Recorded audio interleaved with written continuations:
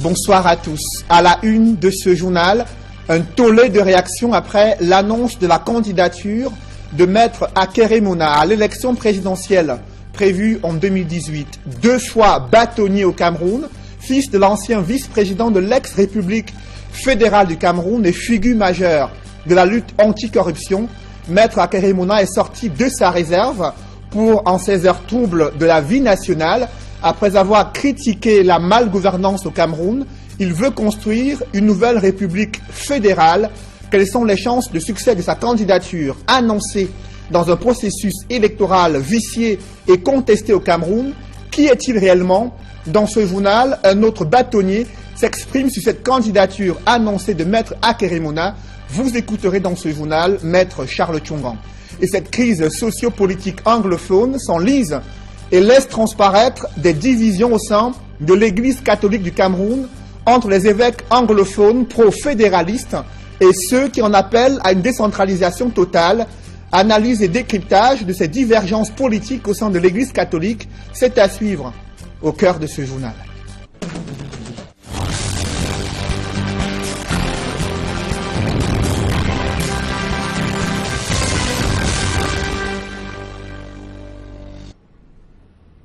Merci de suivre cette édition complète de l'information sur Equinox Télévision.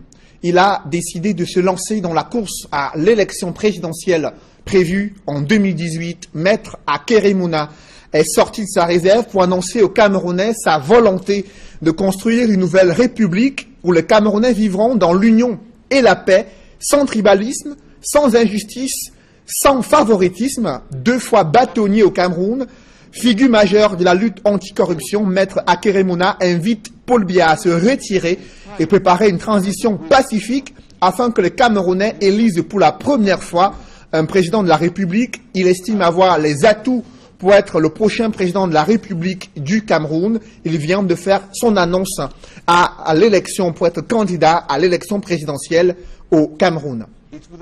Quelles sont les chances de cette candidature annoncée de Maître Akérémouna à l'élection présidentielle? Certes, la loi électorale consacre le dépôt de candidature via un parti politique ou encore de manière indépendante, mais des spécialistes des questions électorales ont identifié des vices subtilement introduits dans la loi électorale et pouvant bloquer à la dernière minute un candidat putatif à l'élection présidentielle. Pourtant, cela est en parfaite contradiction avec la charte de l'Union africaine.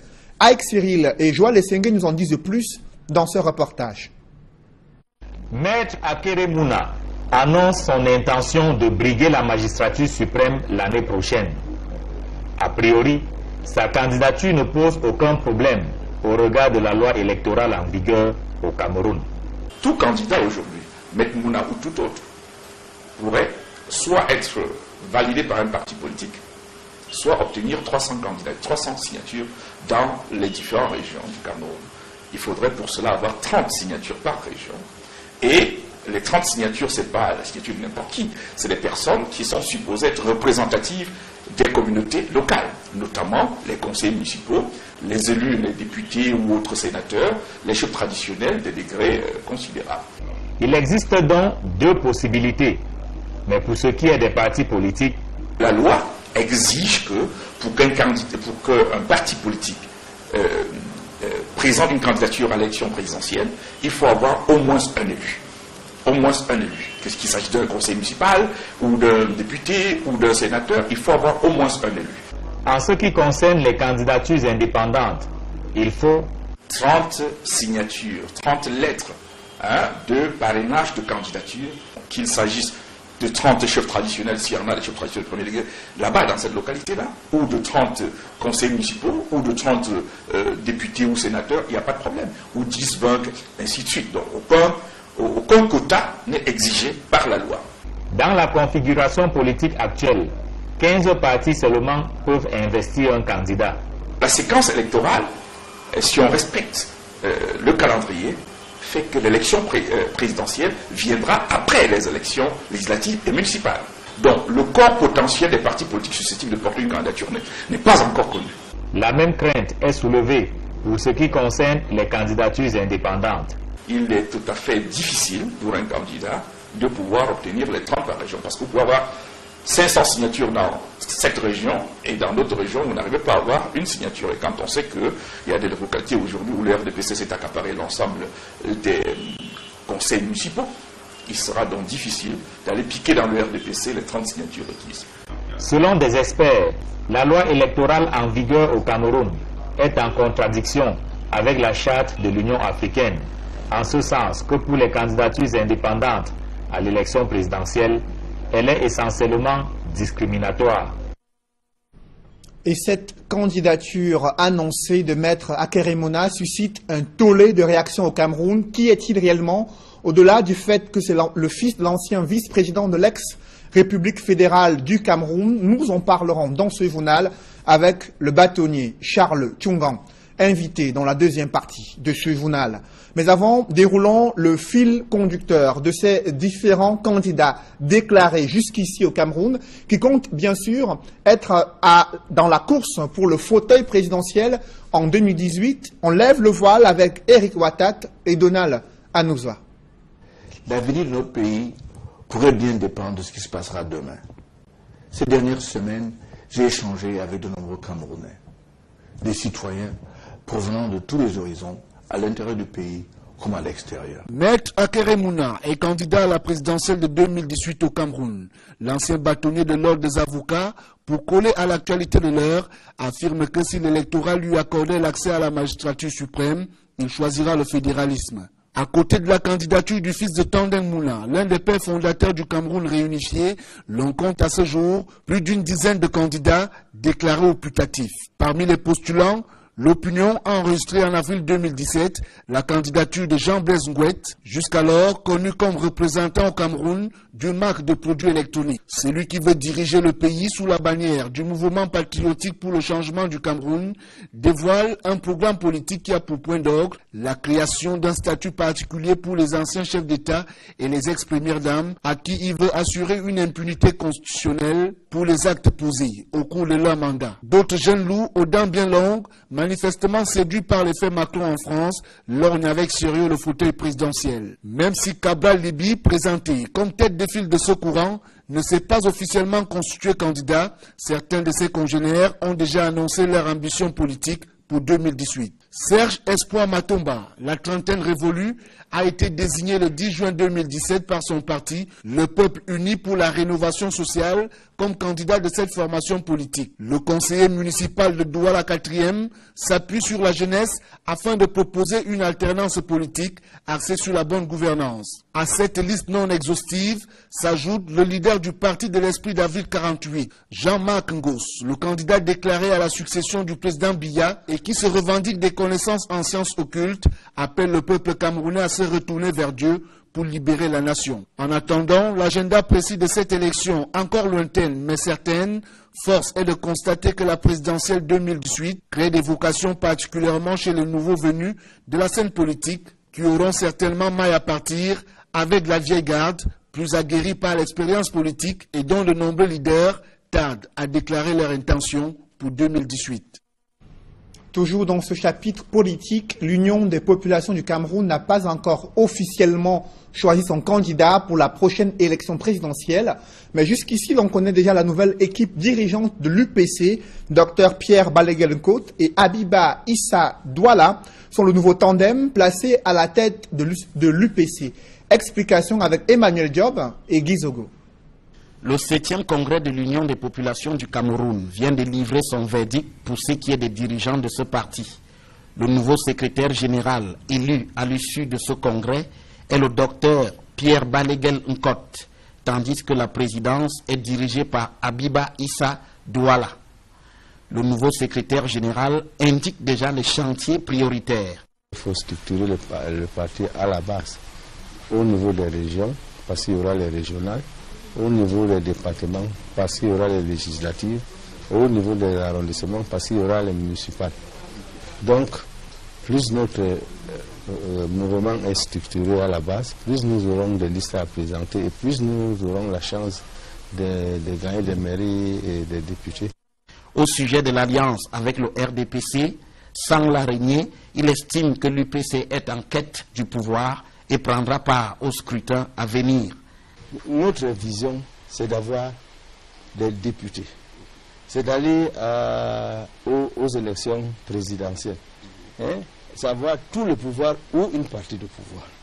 Quand vous êtes dans cette position, il peut arriver que même le parti qui sort premier soit affaibli.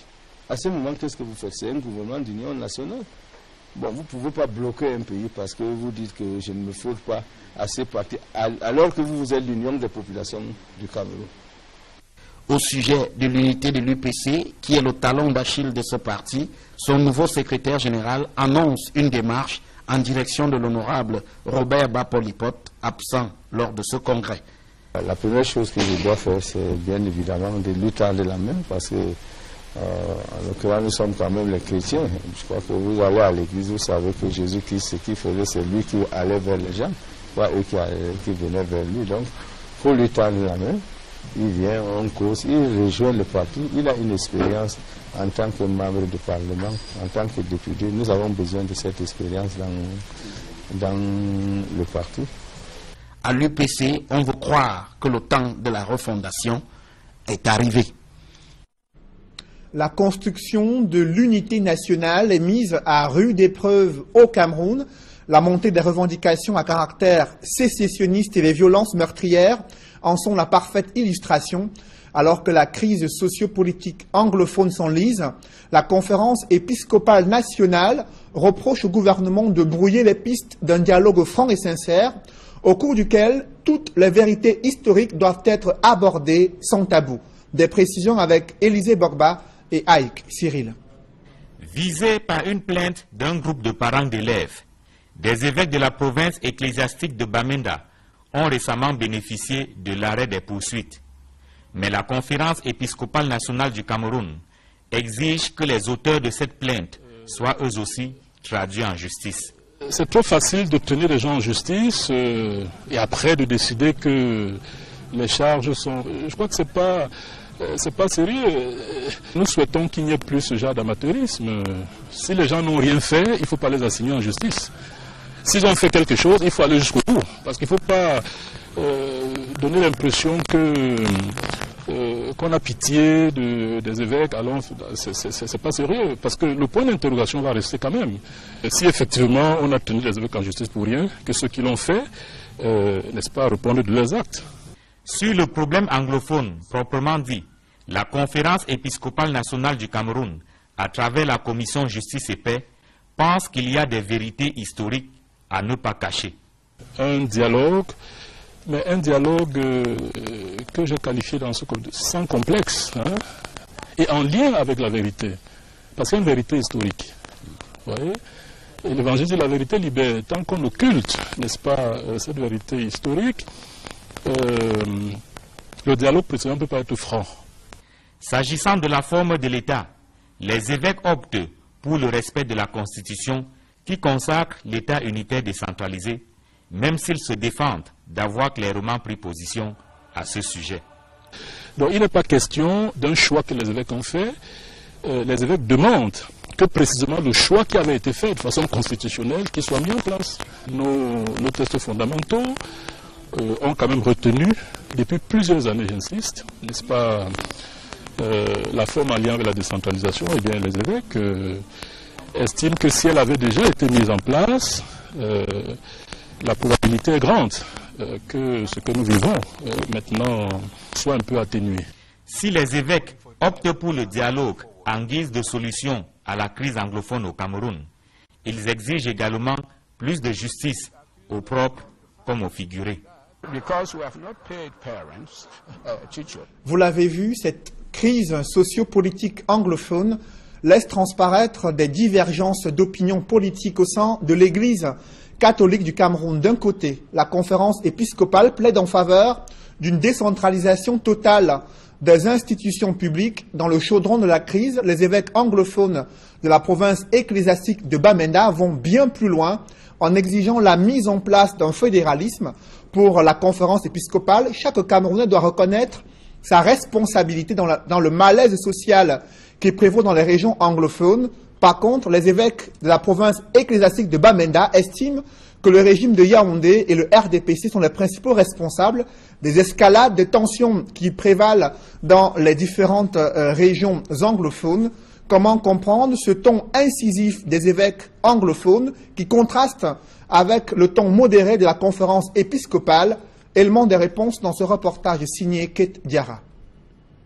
C'est le 4 octobre dernier que les évêques de la province ecclésiastique du Nord-Ouest ont signé une sortie dans laquelle ils dénoncent et condamnent la montée de violence enregistrée dans les régions anglophones au cours des manifestations du 22 septembre au 1er octobre 2017. De nombreux jeunes, parmi lesquels de simples fidèles de l'Église, auraient été torturés, incarcérés et même tués, tandis que de nombreux autres sont portés disparus.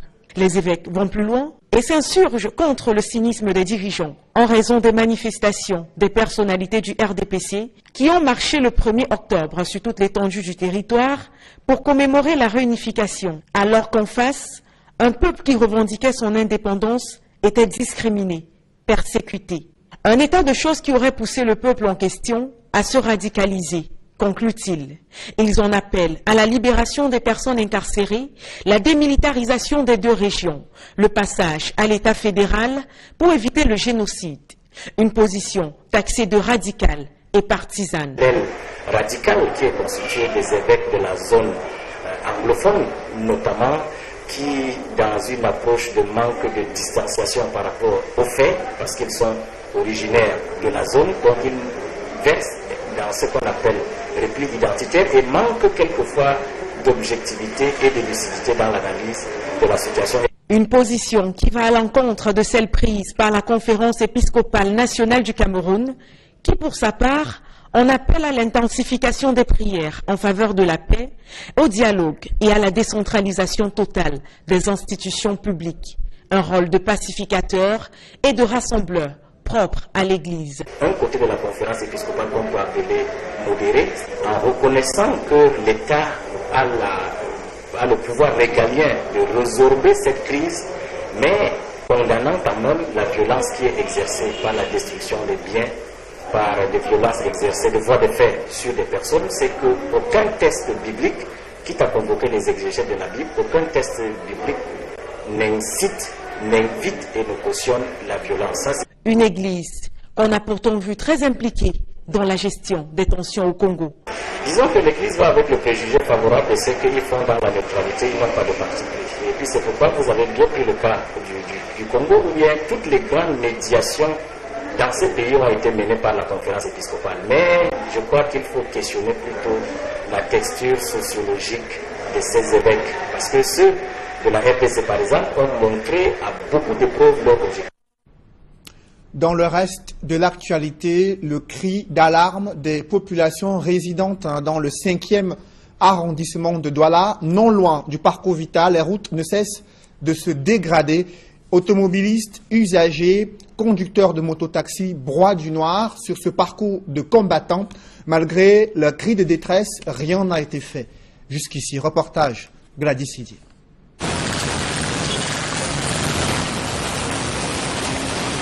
Des véhicules qui violent le sens de la circulation. L'image est fréquente dans la ville de Douala. Pour esquiver les nids de poules, les automobilistes qui empruntent l'axe parcours Vita, Carrefour Bijou Makepe, à Douala 5e, roulent dans le sens inverse. Non, je suis très mal à l'aise. Il y a trop de cassis. On ne parvient pas à circuler librement ici. Là. La route est très mauvaise. Quand nous sommes à Bijou Makepe, ce n'est pas facile d'aller jusqu'au rond-point ici, en passant par le parcours Vita. La route est trop mauvaise de ce côté. Les clients qui partent de cette ligne, parfois quand il y a l'embouteillage, tu ne peux pas accepter d'aller de ce côté à cause d'embouteillage. Ils trouvent un moyen de contourner l'obstacle, au risque de se retrouver nez à nez avec un autre véhicule.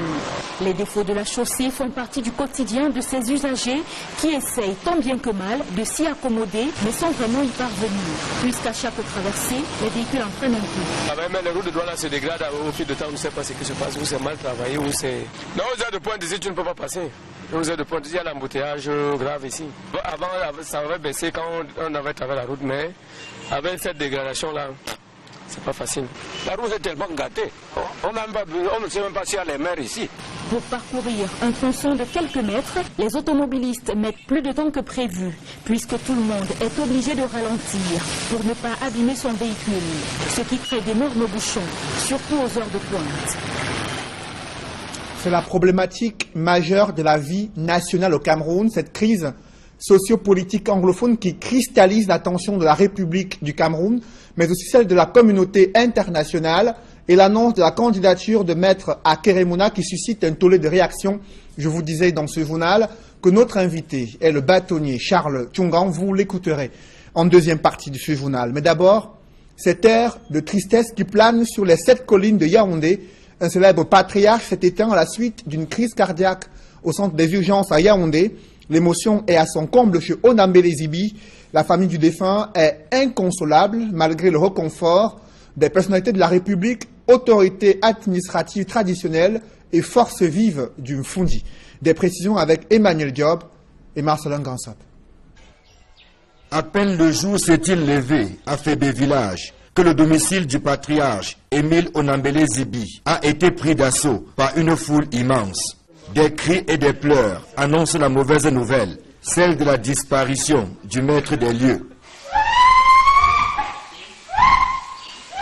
Émile Onambele Zibi est décédé dans la nuit de dimanche à lundi, à minuit 30, au centre des urgences de Yaoundé.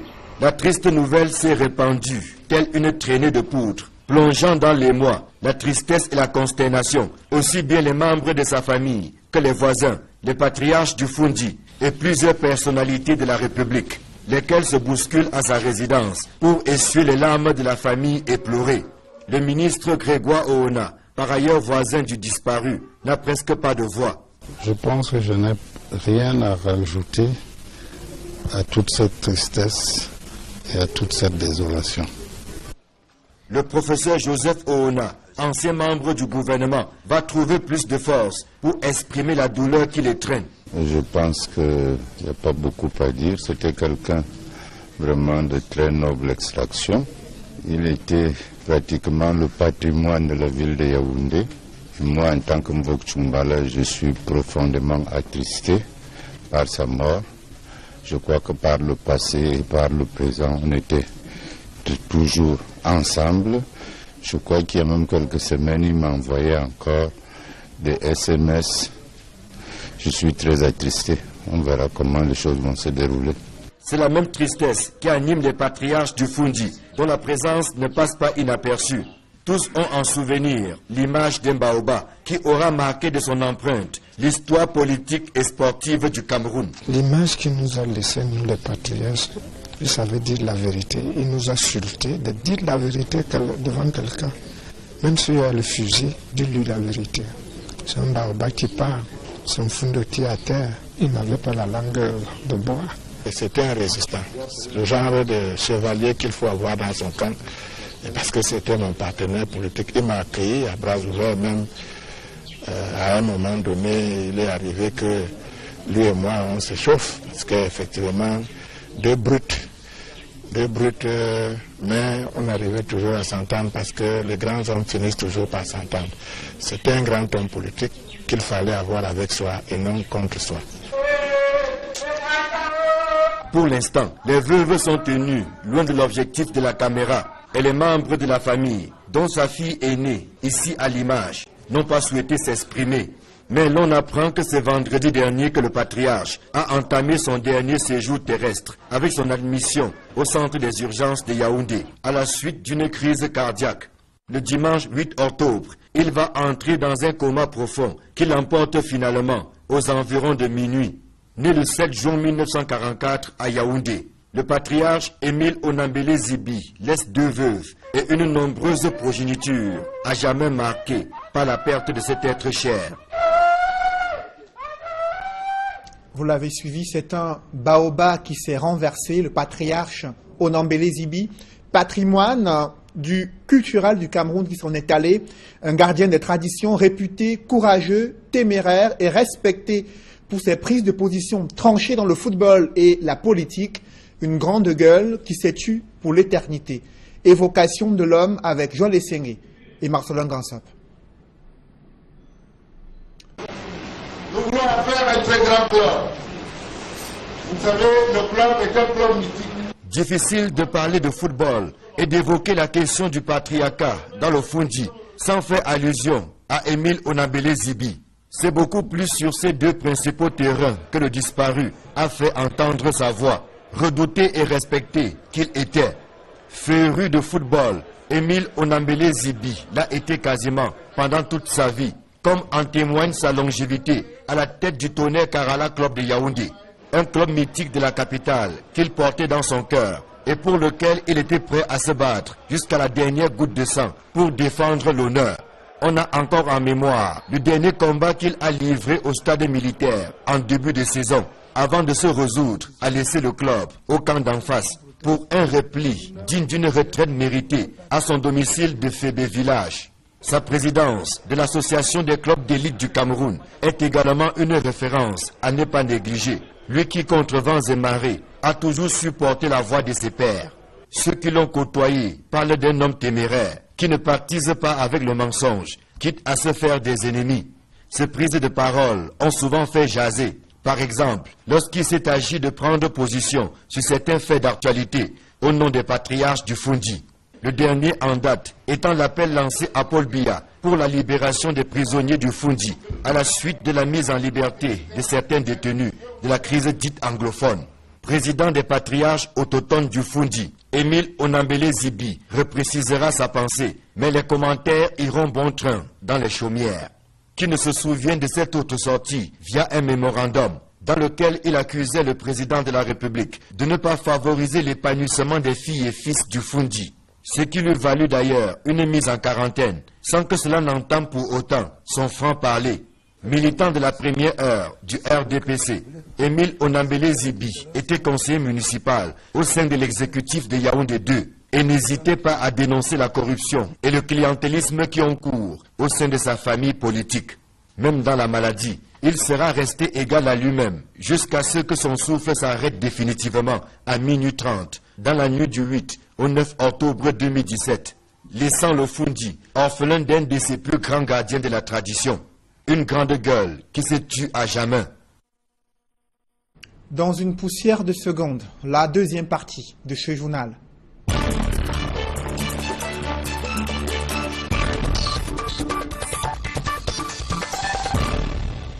Je reçois sur ce plateau Maître Charles Tchungang. Bonsoir. Bonsoir, M. Douffelé. Vous avez été bâtonnier de l'Ordre des avocats du Cameroun entre 2006 et 2010. Comment réagissez-vous face à l'annonce de la candidature du bâtonnier Akeremouna à l'élection présidentielle au Cameroun? Écoutez, je pense que c'est un brin de fraîcheur qui vient égayer le débat politique au Cameroun. Vous savez, nous étions dans un contexte où les extrémistes s'étaient figés, ça marchait à gauche contre, ça marchait à droite pour, et puis une voix s'est élevée pour dire il y a une chance pour le Cameroun, essayons-la. C'est comme ça que je reçois la candidature du bâtonnier Akeremouna. Je considère que les critiques, la violence des critiques qui lui sont portées depuis qu'il a annoncé la candidature montre simplement que sans doute c'est un des candidats les plus crédibles depuis quelques mois. J'ai vu comment on a attaqué Kavalibi parce qu'il a proposé 11 millions d'inscrits. Tout ce qui est nouveau au Cameroun suscite beaucoup de scepticisme. Mais j'ai le sentiment que le mouvement que le bâtonnier Akeremouna lance maintenant va peut-être réveiller tous ceux qui dormaient partout et j'espère simplement que le programme sera à la hauteur des ambitions. Mais qui est-il réellement? Vous n'êtes pas son porte-parole, certes, mais la majorité des Camerounais connaît très peu le bâtonnier Maître Akeremouna. Qui est-il concrètement? Quels sont ses faits d'armes? Vous qui l'avez côtoyé, vous qui êtes venu après lui au sein de l'Ordre des avocats du Cameroun pour être à la tête. Écoutez, je me souviendrai d'un de ses meilleurs faits d'armes, je crois que c'est le plus fort. Vous savez, nous avons un barreau qui était miné par les mots du Cameroun, le tribalisme. Et je me souviens que lorsque le bâtonnier Akeremouna fut élu bâtonnier, nous avons eu un barreau où il y avait sur 15 membres du Conseil de l'Ordre, il y en avait 13 qui venaient de la même région. Et lui, qui était le leader de cette coalition, a dit si c'est ça, je ne peux pas gouverner un barreau où vous avez 13 membres qui viennent de deux groupes sociopolitiques, c'est-à-dire Babiliké et les anglophones. Donc par conséquent, je refuse le bâtonnat pour lequel j'ai été élu. J'ai noté que beaucoup de Camerounais, membres élus, ont démissionné pour permettre que les autres régions camerounaises soient représentées dans ce conseil.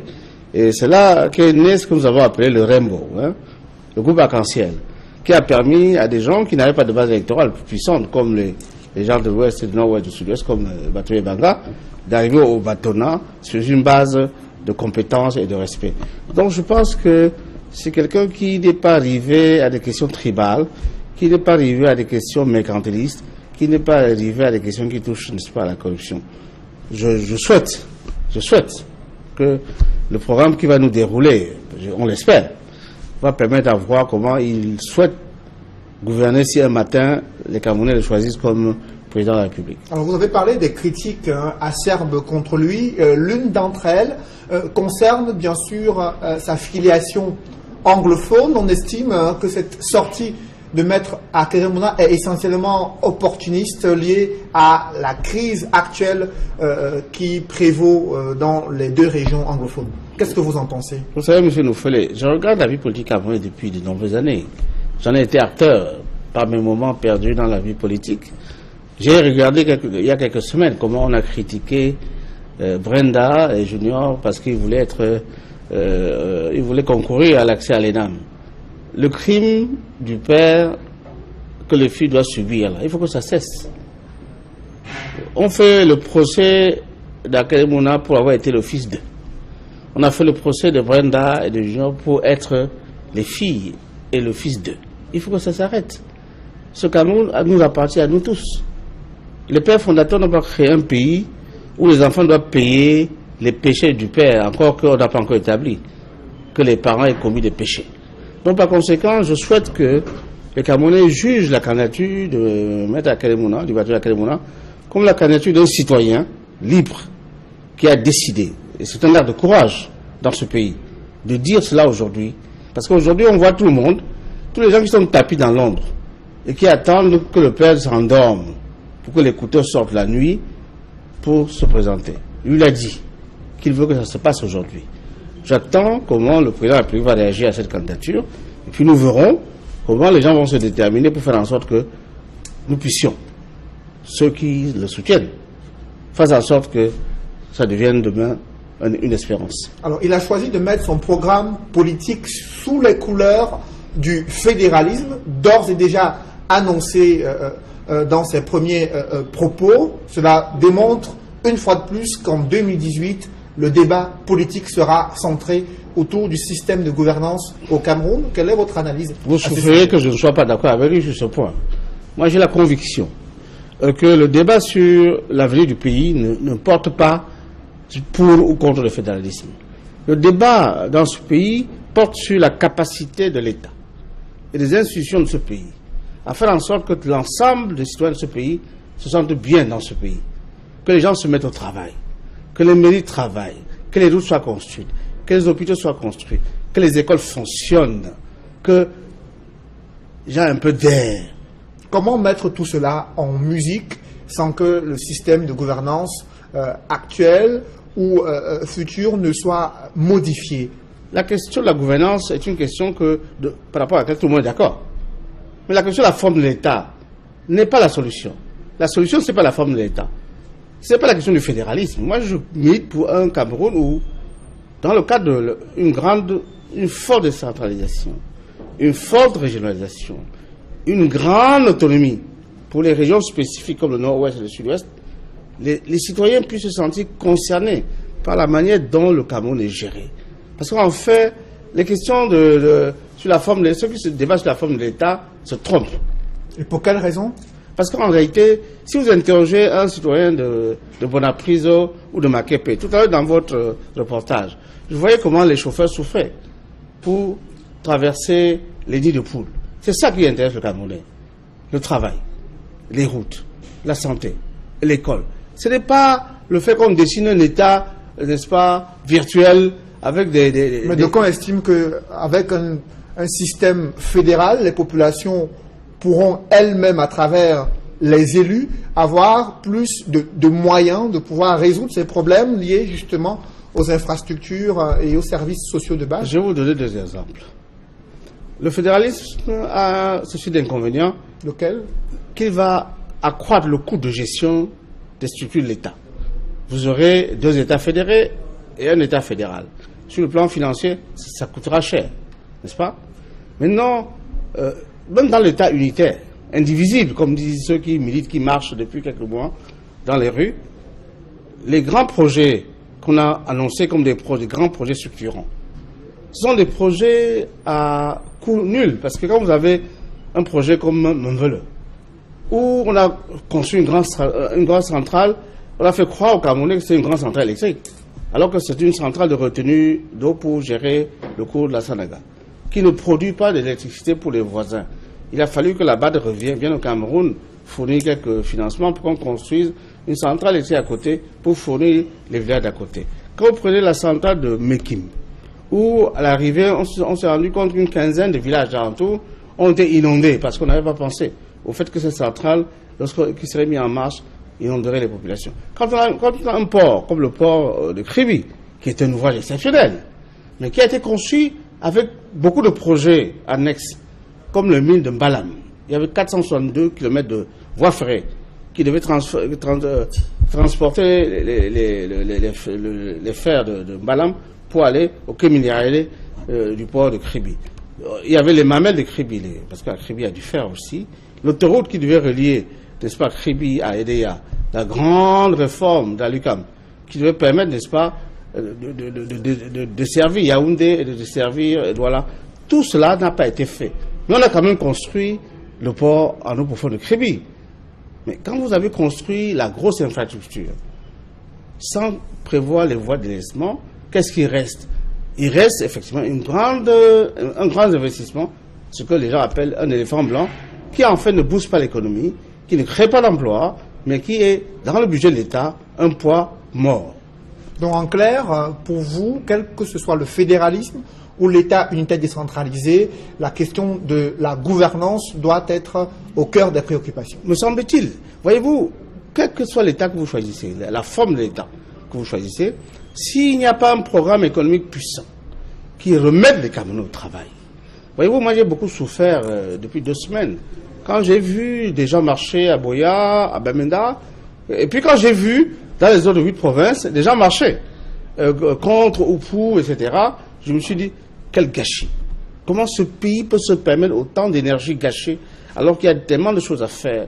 Si nous pouvions concentrer toute cette énergie, si nous pouvions concentrer tout cet argent pour construire les routes, pour renforcer la capacité de plateau technique des hôpitaux, renforcer la capacité de formation des formateurs dans nos écoles, dans nos universités, pour exporter. Voyez-vous, un des points focaux de ce pays, c'est l'agriculture.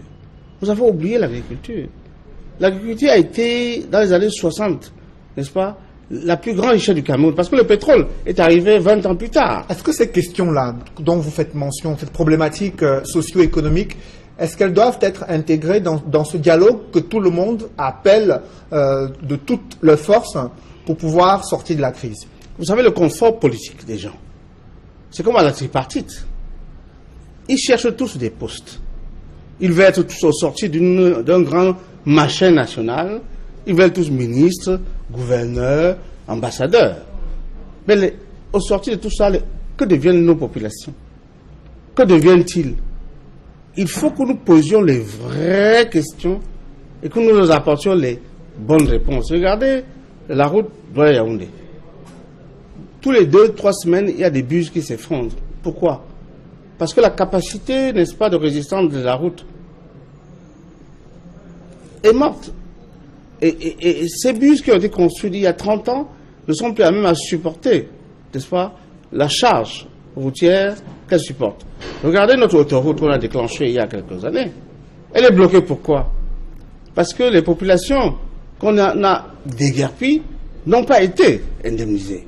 Il faut que nous posions les bonnes questions pour avoir les bonnes réponses. C'est pour cela qu'en fait, la candidature de Batoye Mouna est une piqûre démocratique. Pour que nous nous interrogions sur les programmes. Ce qui est important, ce n'est pas que ce soit Akele Mouna qui soit candidat. Ce qui est important, c'est que veut-il faire du Cameroun s'il est élu. Dans ce contexte de processus électoral, en quelques mots, est-ce que cette candidature annoncée peut prospérer en 2018 au regard de toutes les expériences que vous avez avec le processus électoral au Cameroun? Moi, je pense qu'elle prospérera. Elle prospérera. Pour ceux qui regardent la vie politique camerounaise et africaine, je pense qu'elle prospérera. Mais je veux dire que le bateau Akere Mouna est au début d'une longue marche. Et vous savez, les longues marches dans l'histoire du monde ont ceci de terrible. C'est qu'elle laisse derrière elle beaucoup, n'est-ce pas, de morts et de vies. Juste aimé que vous me donniez 2 minutes. Je vous en prie, allez-y pour conclure. Pour conclure et faire un clin d'œil à 2 grands bonhommes de l'histoire de l'Afrique et du monde. Je pense aujourd'hui à Che Guevara. Che Guevara, vous savez, c'est un médecin argentin qui a été assassiné à Higuera, dans une petite ville de Bolivie. C'est l'anniversaire. Dont la philosophie révolutionnaire est partagée dans le monde. Et je voulais penser aussi, parce que le 15 octobre, c'est l'anniversaire d'un grand réformateur africain, Thomas Sankara. C'est dans 3 jours, le 15 octobre. C'est l'anniversaire également de sa disparition dans ce monde. Et puis, je vais vous dire une chose. Ceux qui veulent construire leur pays doivent ne penser qu'à l'intérêt général. Parce que dans nos vies, ce qui est important, ce n'est pas nos parcours individuels. Parce que je pense que M. Akere Mouna aurait pu aller se reposer compte tenu de ce qu'il a comme matière qu'il a accumulé comme matière dans sa vie. Je crois qu'il a voulu taper les pieds dans la fourrière pour dire, écoutez, essayons de changer un peu. Et puis le fait qu'il soit anglophone, je voulais terminer par là, est un appel important. Parce que j'ai entendu sur les plateaux de télévision depuis un mois les gens dire, oui, on va leur donner le poste de vice-président, président du Sénat. Pourquoi pas l'alternance francophone-anglophone? Merci, maître Charles Tchongan. Je rappelle que vous avez été bâtonnier au Cameroun entre 2006 et 2010. Mesdames, messieurs, c'est la fin de ce journal.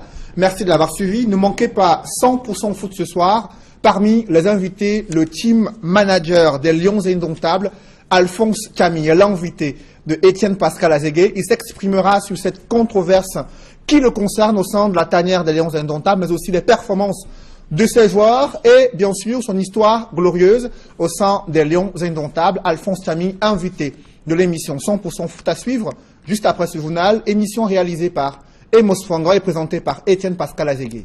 Bonne soirée sur Equinox Télévision.